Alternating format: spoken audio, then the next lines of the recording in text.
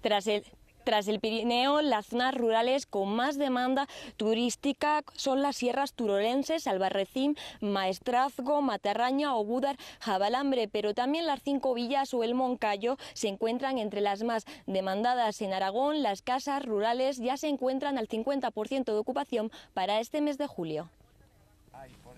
Dispuestos a disfrutar del contacto con la naturaleza en familia o en grupos de amigos.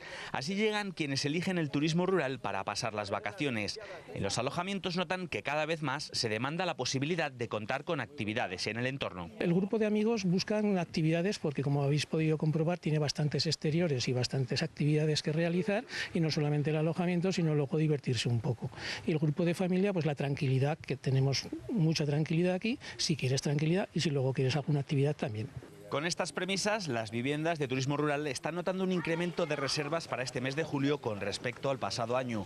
Gúdar, Javalambre, Maestrazgo, Matarraña, Sierra del Barracín, 5 villas o la zona del Moncayo siguen teniendo la mayor demanda, pero en general la opción de pasar unos días en el campo supera ya el 50% de ocupación.